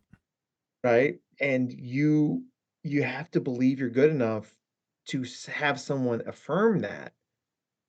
And this is part of the reason why neurodivergent people are so easily set to imposter syndrome, right? Because we see all the shortcuts and fuck ups we did internally, and other people just see the opera we wrote or the book or the podcast or the delicious dinner, and you don't see that you almost burned the steak because you forgot it was on the goddamn grill, right? And you see that stuff. So people compliment you and you shove it away because you don't believe it. But then the thing that fills that space is I'm a fraud. I'm an imposter. I suck. The mean voice in my head must be right because I don't have a counter narrative to it anymore because I can't believe the good things people are saying about me. Facts. Facts, facts, facts. It's a some bitch living in our heads, isn't it? I'll tell you, man, I've kicked that motherfucker out. I mean, I keep trying to keep trying to raise his rent. I don't know. He must have a trust fund or some shit. That's one of them white men they tell you about. That's one of the 1%ers. Yeah. He just won't go. Gentrifying up here, guys. He's gentrifying. Gentrifying motherfucker. You're gentrifying yourself. Gonna put in a craft brewery and a coffee shop next. Son of a bitch. The Tesla's up in there. This motherfucker ain't drinking Starbucks? You used to steal coffee like the rest of us. Like, yeah. No, I she mean, said that one clip, I made crayons with your coffee maker, I would have died. Yeah. That would have been one dead white woman. What happened to Jess? I don't know. I don't condone any violence or any harm against any gender or any women on this podcast, right? You know. But don't use my coffee maker. Don't you ever touch a black man's radio. Oh, Jackie. yeah. Jackie. Chris Tucker from Rush Hour. Yep. Yeah. Yeah. And then Jackie Chan in Rush Hour 2, don't ever touch a Chinese man CD. You owe me a copy of the Beach Boys' greatest hits. Yep. I know that movie back in my hand. I know. It's tough, man. And so I take that. Bleh. Yeah. But in saying that, I've definitely pivoted. I jokingly will say bleh. And then I'll tell people, thank you. I appreciate you. I see you. Now when people say certain things, I jokingly say, I know. Like, Naj, you're magnificent as a therapist. Loved having you. This podcast is awesome. I'm like, I know. And they laugh because it's funny, but it's like, my auntie told me, she's like, you need to start accepting this shit. Yeah. And she's like, you need to change a couple different words you use too. Instead of when people say thank you and you say no problem, that almost infers like maybe they could be a problem. You should say my pleasure, my honor, much love, much respect. And so I started changing my nomenclature almost immediately because words do mean something. I don't want them to think that they were a problem. So I just said, fuck it, dumbass. Just start accepting these goddamn compliments. And so now I've spent my career trying to get kids to love themselves. It's a hustle. It's a con. I'm trying to get you to stop believing that asshole that's living rent free in your head and get you to maybe believe some of the shit I'm saying and some of your friends are saying. And maybe that's the truth. So I love the way you talked about it. I love the way Jess goes, bleh. I had a client that would always do it. Magnificent kid. OCD PD as shit. Yeah. Great athlete. Anxious as hell. Horrible relationships. Bad therapist experiences. Sat with me. Had a blast. Worked on a lot of tough shit. The kid graduated. Didn't unalive themselves, which was like a big goal. I went to their senior presentation. It was magnificent. And anytime we would work on like affirming or loving them, they'd just be like, blah, blah. And she would stick her tongue out and I would die laughing. I would die. I can still see her sitting in the recliner chair that we had in there and just being a little asshole sometimes when I'd be like, man, you're doing so good. She's like, shut the fuck up. Why so aggressive? Yeah. But like, isn't that how you know you've connected with a kid, that they can tell you shut the fuck up, right? Yep. You know, like, you know, I mean, I see a lot of LGBTQ kids, yep. and like I use my privilege in a sense that, right, as a cishet white male, I always say no one's more privileged than me, yep. right? And I'm like, as your token straight friend, they're like, don't with that shit. I was like, what, am I not allowed to have opinions on Gaga? Am I cannot speak about Lady Gaga? Facts. And they're like, you are stop doing that straight guy thing. And I'm like, oh, I'm sorry. Would you like to listen to some Brooks and Dunn with me? Like, right? But it's the thing, it's like that's what it's all about. It's the humor that we're all trying to find the way to navigate this shit that doesn't leave us sobbing in the corner. Facts. Right? And like, you know, I mean, I think you actually can get a lot further with a kid with like gently teasing them and pointing that shit out. Be like, yo, man, why are you making this so hard? You're trying to let me buy a boat? That's become my new joke. It's like when kids are like fighting me in Oh, therapy, I'm got like, it. listen, seeing you, I'm more stubborn than you, so you can buy me a boat. Yep. You can buy me a goddamn boat. Yep. They're like, no, I won't buy you a boat. I was like, then do your fucking therapy exercises. Yep. They're like, fine, right? Because it is easy to care about people when they're doing what you want them to do. Mm-hmm. It is hard as fuck to care about somebody when they are fighting you tooth and nail. True. But the people who fight the hardest need it the most. And that's where I think our mission, right, as people who show up in these spaces, is to literally be like, I'm more stubborn than you, right? My go-to therapy session, and I end a lot of my talks with this, is I'm gonna believe the good stuff about you until you can too. Oh, I And know that makes people cry. oh, all the time, Yep. right? It's made me cry a couple of times, right? Because you get those kids who want to unalive themselves. You get those kids who are like, life isn't worth living. Yep. And I'm like, dude, I see so much good in you, right? And I'm gonna hold that. I'm gonna hold that right here. You know, like how Flava Flav is back in the news. It's gonna be like that giant clock, Flava Flav in the aughts, man. And that's gonna be my thing. I'm gonna hold that right here for you because there's gonna come a time where I can hand that to you and you won't throw it on the ground. Yeah. And that's what gets me out of bed in the morning, right? Those moments, because, you know, by the end of the series, Jessica Day can accept a compliment, right? By the end of the series, Winston does figure out what he's meant to do and he learns how to get better at something, right? Nick finishes the book. Schmidt and Cece start a family. Like where we are right now is a series of strengths and weaknesses, and none of that shit's a death sentence. It's just life. Where you are right now doesn't necessarily determine where you're going to be. Right. Right. The starting point is just a starting point. There's a lot of time and choices that can lead to that finished product, what you want, that goal. A lot of students forget about that. Life is pretty long. As long as you're lucky and, you live okay, right? Health is good. Your country's good. But yeah, to quit now sucks. There's so much growth that can happen in just a few weeks. I like to do this one thing and I'm going to kick dispense and then we can get out of here. There's multiple different ways I end sessions, but what I like to do is mess with people on something because it fucks them up when you throw numbers at them. And you say, I've met you 5 times. 5 times over the course of a month and a half. That's 5 hours. That's less than a half a day's work. And we done changed your whole fucking life. Imagine if you actually really focus on this shit and dedicate some real time to it over the next few weeks, few months, few years, where you're going to be, who you're going to be, who you're going to be with. 5 hours. That's all it took. 5 hours to change your life. Think about that. And they're like, fuck. I'm like, think about it. And that didn't have nothing to do with me. All I did was ask a few questions, make you laugh. Yep. That's it.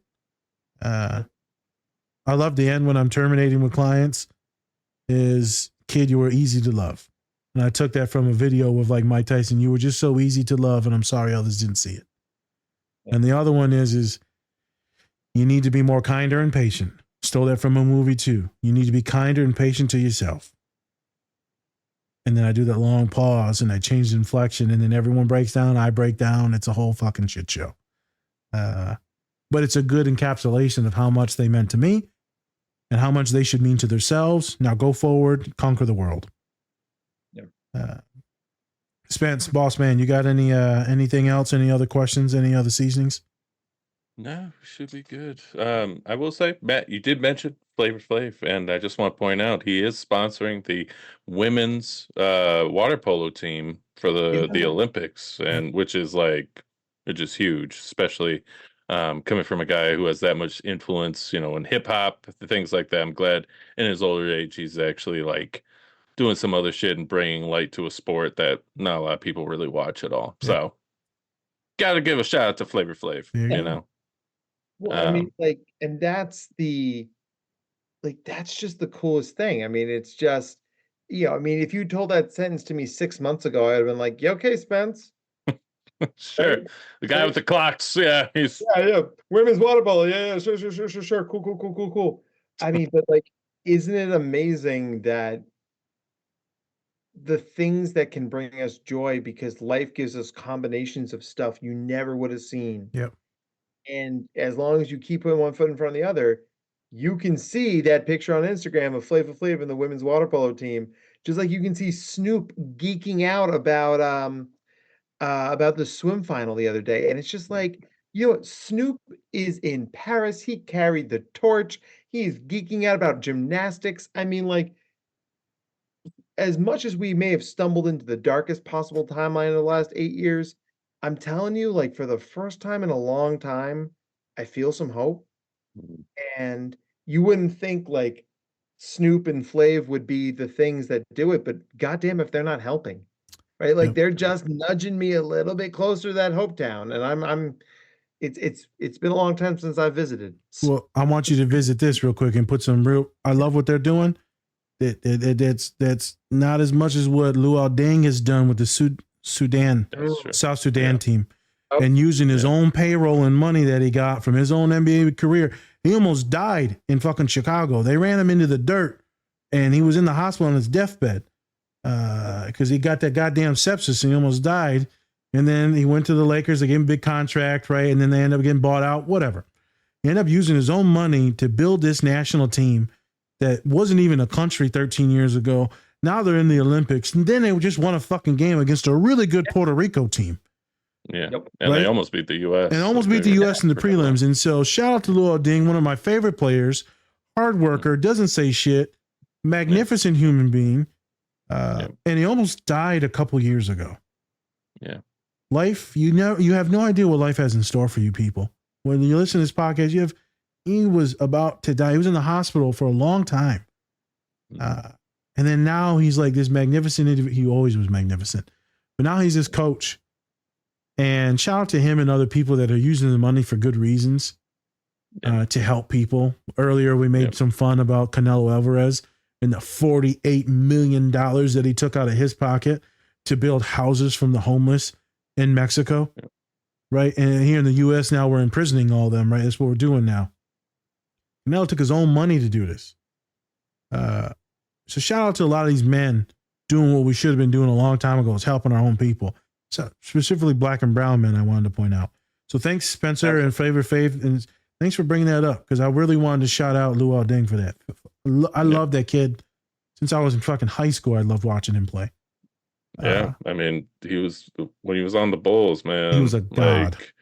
He was so good, so good. So, and he never came off the court. Never came off. No, the court. No. Tom Thibodeau. It was the Tibbs era where him and Joakim Noah, they just basically ground them to dust. They did. Don't even get me started. I mean, he pretty much killed their careers. Yeah. Same with what he's doing in New York. Derrick I just gave him an Rose. extension. Not going to go over that. Happy moments. Happy moments. Yes. Dr. Matt, please give us some plugs before you leave the show on what you're doing, what you want to plug for anything, socials, all that. Yeah, I mean, so, we've got a pretty strong community on Facebook, facebook.com/Dr. Matt Zakreski. Nerd humor, parenting advice, psychology jokes. It's a little bit of everything. We've got the books coming out this fall, the Neurodiversity Playbook. I am super jazzed about it. We're doing sort of a book tour. So, what the publisher told me is she's like, if you can find a school that wants to have you come and do a talk, we will ship the books to the school and you can talk, and then you will sign the books and they will buy the books and everybody wins and we can go get beers afterwards. So let's just find a school, right? If what I've been talking about makes sense to you as a person, please reach out to the neurodiversitycollective.com and we'll do what we can to help you with therapy. And if your organization is like, this guy, we need to give him a microphone and let him talk to all of us, that's drmattzakreski.com. I'm pathologically online. See, I'm easy to find, a very unique name, but it's, I'm blessed. I love what I do. Yeah. Right. And, and when I get to do it with guys like you who are just living this mission, right? I mean, it's just amplifies everybody's good work. And, I think the best podcasts are that, right? It's just like, we all leave inspired. We all fill with our cups full. Cause it's like, hot damn, the work's not going anywhere, but we are stronger for it. Right. And that's the thing. So if that message resonates, please don't hesitate to reach out. I will go where I am needed. And that's the best part about being me. There you go. Yeah. Thank you so much. Dr. Zakreski, for coming on. Definitely would love to have you back again. Love the energy. Love the personality. Yeah, I think we can both agree on we would love to have you back at some point. We're gonna put you on something. I don't know what it is, but we're gonna pick the timestamps because we ain't playing that shit no more. And no, that's good. I'll put my assistant on it next time because I have one. Yeah. Yeah. Girl, just pick a random movie, girl. Like, honestly, you could just like spin the wheel on Netflix and be like, oh, okay, it's this thing. Like, like doing like Nimona, right? With my kids watching the other day. I was like, oh, that man, was this is magnificent. We did that. Neurodivergent AF, right? Yeah. Like, so that was a good trans allegory too. But I want to put some respect on it. Yeah, much love, because I know you're affirmation guy, so I'm gonna hit you with it. Love the energy, love the neurodivergence, love the little bit of tism that you got going on there too. Love the ability to joke with us, to be human with us, to be real with us, and also just flip it on a switch and start educating people as well. Yep. You hit on a lot of topics I haven't touched on, a lot of different words and theories I haven't touched on. You spoke to the gifted community. You did everything that I didn't know that we needed. You don't know what you don't know. And then you did that today for us. Plus, there was some humor that I needed on a day where I cried pretty fucking hard. So thank you for that. You're right. Blessings for that. So much love and respect, homie.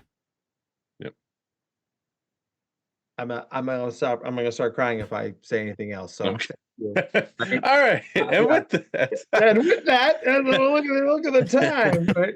I'm Spencer. That's Nas. Different Spectrums Podcast. All right, everyone. Much love. Peace. And remember, take care of yourselves. Or don't. It's completely up to you. Peace.